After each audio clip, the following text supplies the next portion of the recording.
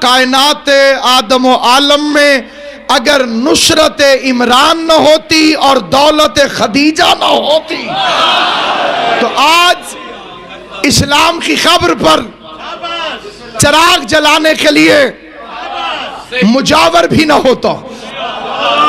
یہ مہربانی ہے اس مخدومہ کی کہ جس نے اپنی ساری دولت نبیوں کے سلطان کے قدموں میں نچھاور کر دی۔ کائنات اگر مل کر بھی اس کی دولت کی مدح سرائی کرے، اس فکرے سے زیادہ جامع فکرہ نہیں ہو سکتا۔ جہاں جہاں تک میری آواز جا رہی ہے، میں خدیجۃ الکبریٰ کی دولت کی سرحدیں ایک جملے کے اندر دکھانا چاہتا ہوں۔ جملہ ایک پڑھوں گا، جس کو زبان علی بادشاہ نے عطا فرمائی ہے۔ اگر بات انصاف کی ہو تو میرے ساتھ بولنا، انصاف نہ ہو تو بے شک چپ رہنا۔ پوری کائنات آدم و عالم میں فکرہ بھی ایک پڑھوں گا۔ حیرانگی کی بات یہ ہے کہ میں نے دعویٰ بہت بڑا کیا ہے کہ میں کائنات کی مخدومہ طیبہ طاہرہ ملیکہ خدیجۃ الکبریٰ کی دولت کو اپنے ایک فکرے کے اندر بتانے لگا ہوں۔ جہاں جہاں تک میری آواز جا رہی ہے، محمد مصطفیٰ جیسا سید الانبیاء نبی جس کے پاس ملازمت کرتا ہو اسے خدیجۃ الکبریٰ بسم اللہ غور ہے یا نہیں؟ اب عالمین کا سلطان نبی جس مخدومہ کے پاس ملازمت کرتا ہوں، صورتحال علماء نے یہ لکھی ہے کہ ملیکۃ العرب رئیسہ بدہا شہزادی کونین حضرت خدیجۃ الکبریٰ کے مال کو عرب کے ڈاکو رستے میں لوٹ لیتے تھے۔ حیا کی دیوی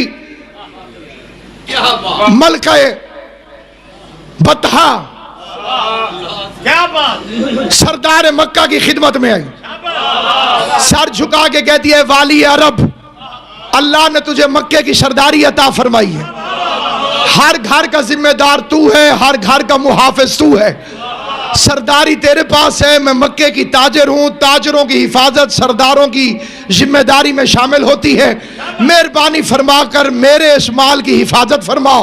مسکرا کے نفس مطمئنہ کے دادے نے مطمئن ہو کر خدیجۃ الکبریٰ کے سر پہ شفقت کا ہاتھ رکھا، مسکرا کے فرمایا تو گھر جا، تیرا مال جانے، عمران کی حفاظت۔ بسم اللہ۔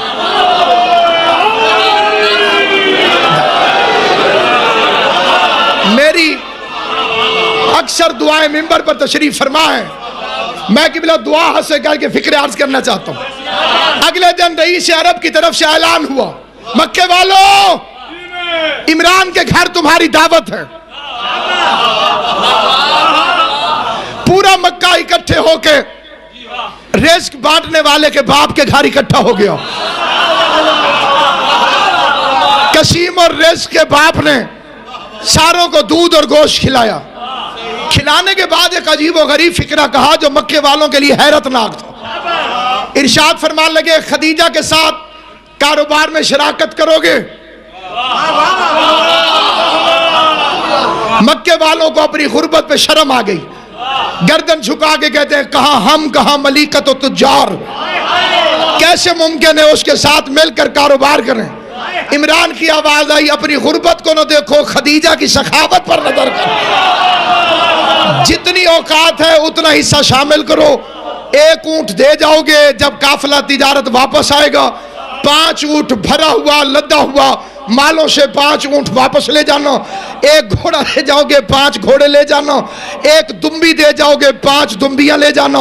مطمئن ہو کہ ہر بندے نے، کسی نے مرغی جمع کرائی، کسی نے گھوڑا جمع کرایا، کسی نے اونٹنی جمع کرائی، کسی نے بکری جمع کرائی۔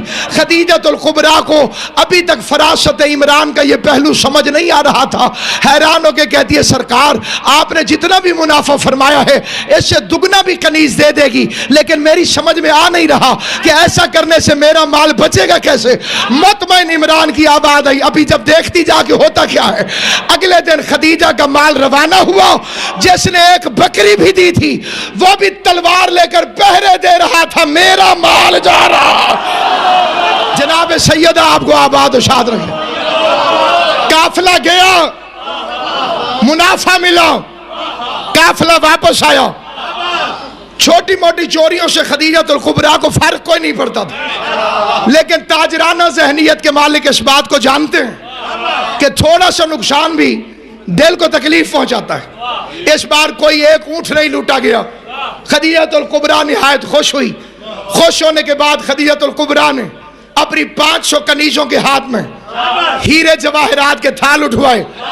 پورے منافع سے کئی گنا زیادہ ہاتھوں میں اٹھا کر سرکار عمران کے دروازے پر گئی. سرکار عمران نے اٹھ کر شریف سرداروں کی طرح استقبال کیا. شریف بیٹیوں کی طرح جھک کے خدیجہ نے ہاتھ جوڑے. سرکار آپ کی فراست کی وجہ سے میرے مال کو کوئی خطرہ نہیں ہوا. کنیز ہو کے آپ کی خدمت میں اجرت لے کر آئی ہوں. ادھر اجرت کا نام آیا, ادھر عمران کے چہرے کے رنگ تبدیل ہوئے. جلال میں آ کے فرمایا, خدیجہ خدیجہ اجرت لے کے خدمت کرنا ہاشمیوں کا قانون نہیں ہے. بسم اللہ, تیری خدمت کرنا, اجرت لے کے خدمت کرنا ہاشمیوں کا قانون نہیں. خدیجہ الکبریٰ نے گردن مزید جھکا دی. شرمسار لہجے میں عرض کرتی ہے, کنیز نے بھی کچھ ایسی ہی طبیعت پائی ہے, مفت خدمت قبول نہیں کرتی. دو سرداروں کے درمیان گفتگو تھی. نتیجہ نکلا کہ یہ جو تو ہدیہ لے کر آئی ہے یہ غریبوں میں بانٹ دیتے ہیں. پیغمبر فرمانے لگے, ایک کام میرا کر دے.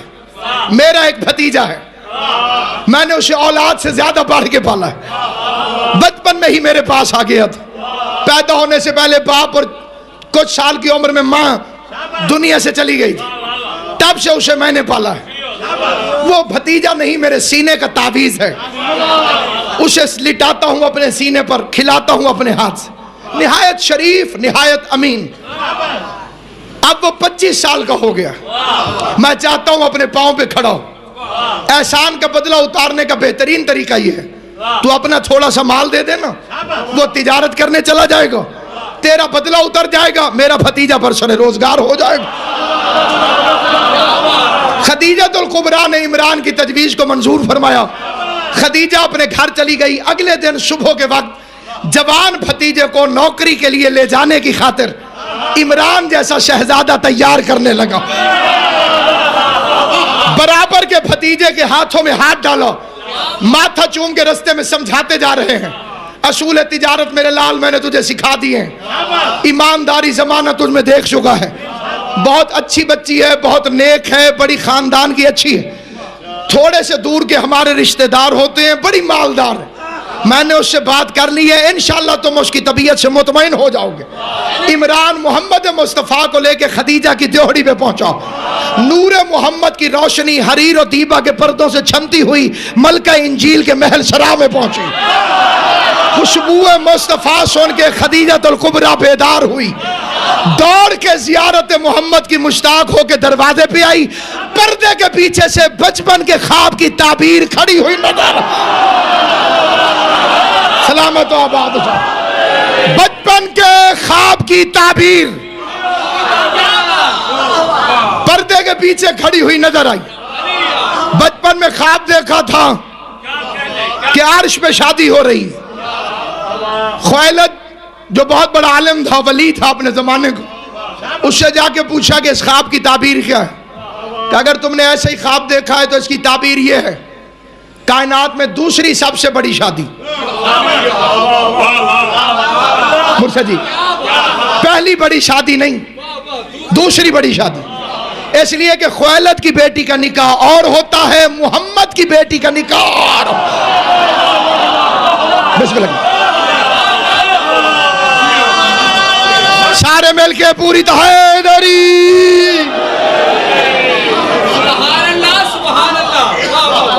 خدیجہ الکبریٰ سے حضرت عمران مخاطب ہوئے. کتنا اتنا مال بھجوا رہی ہو تجارت کے لیے. کہنے لگی جتنا موجود ہے سارے کا سارا مال بھجوانا چاہتی ہوں, سارے کا سارا مال. سارا مال خدیجۃ الکبریٰ نے حضور علیہ السلام کے حوالے کیا. کائنات کا سب سے امین پیغمبر جو حامل امانت الہی تھا, وہ خدیجۃ الکبریٰ کا مال لے کر ملک شام کی طرف روانہ ہوا. ملک شام سے واپس پہنچے اور میسرہ کو حکم یہ تھا, تو نے پورے رستے میں کچھ نہیں کرنا, کچھ بھی نہیں کرنا, صرف خصائل مصطفیٰ پہ نظر رکھ, چال چلن دیکھتا رہے. اپنا کام مکمل کر کے قافلے سے پہلے میسرہ پہنچ گیا. کرسی کے اوپر ملکہ انجیل تشریف فرما ہوئی. پردے کے پیچھے غلام میسرہ دست بستہ کھڑا ہو گیا. پہلا فکرہ آواز آئی جناب خدیجۃ الکبریٰ کی, میسرہ محمد کے عیب بتاؤ. جو جوان چپ کر گئے ان کی بھی توجہ چاہتا ہوں. آج بھی جہاں رشتہ کرنا ہو وہاں فضائل نہیں پوچھے جاتے. تحقیق ہمیشہ یہ پوچھی جاتی ہے کہ کوئی عیب نہ ہو, کوئی عیب ہے تو بیان کرو. پہلا فکرہ جو اس کے منہ سے نکلا سیرت ابن ہشام میں ہے. دیکھ کے کہنے لگا, بی بی سفر میں گرمی ہوتی ہے, گرمی میں پسینہ آتا ہے, پسینے سے بدبو آتی ہے. ہم عرب پسینوں میں سفر کے اندر خوشبوات کو, عطریات کو اپنے ساتھ رکھتے ہیں تاکہ بدن سے بدبو دور کر سکیں. تیری عزت کی قسم اس دفعہ رستے میں پسینہ بھی آیا, بدبو نہیں آئی, کیونکہ محمد کے بدن کا پسینہ مشک سے اعلیٰ ہے اور عنبر سے بہتر ہے.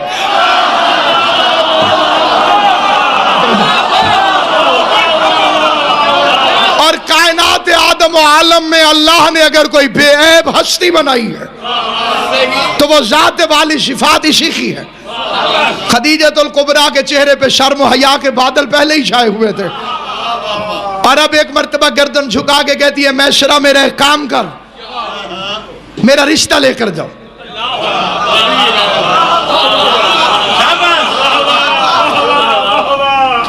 پروفیسر علامہ ڈاکٹر محمد طاہر القادری, بہت ساری اچھی باتیں ان کی زبان سے آج کل نکل رہی ہیں. پہلا ان کا فکرہ بڑا عظیم جو مجھے پسند آیا. ایک بندے نے پوچھا, قادری صاحب آپ سننی ہے؟ میں کہا 100%. اس کا علی بہت کرتے ہیں. میں کہا 100%. اس کا علی میں اور صحابہ میں فرق ہے. کہا 100%.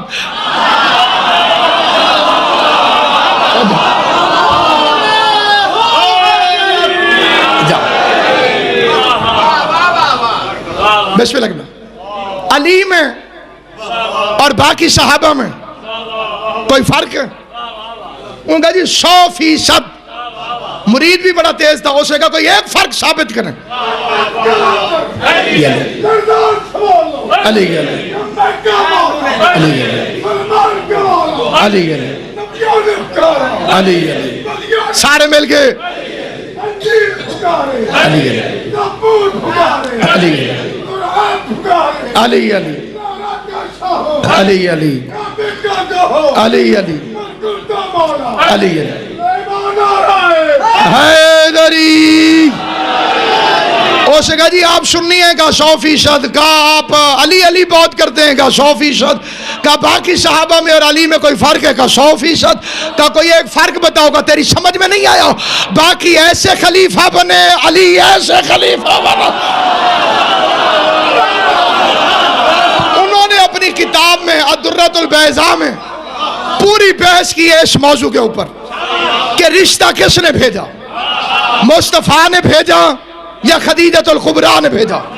فرماتے اگر رشتہ بھیجتے محمد مصطفیٰ تو ذہنیت رسول مشکوک ہو جاتی. توجہ ہے یا نہیں آپ؟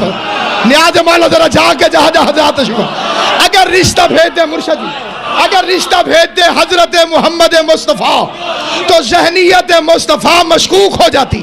دنیا کہتی دولت کے لالچ میں محمد نے رشتہ بھیجا ہے, کائنات آدم و عالم کی پہلی اور آخری شریف خاتون ہے خدیجۃ الکبریٰ کے، جس نے اپنا رشتہ حضرت محمد مصطفیٰ کو بذات خود بھیج کر عورت کا ناز بھی توڑا، عورت کا ناز بھی توڑا، عورت کا انداز بھی بدلا۔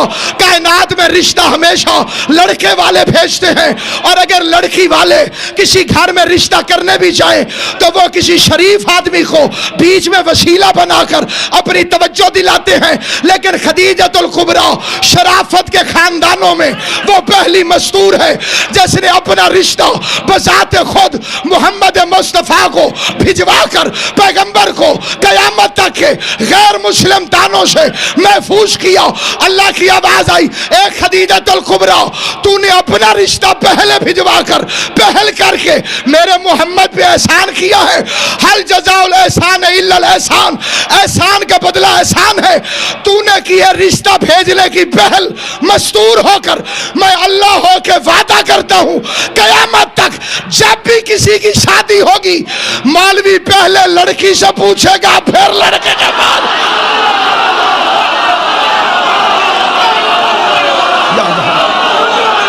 بسم اللہ، واہ واہ،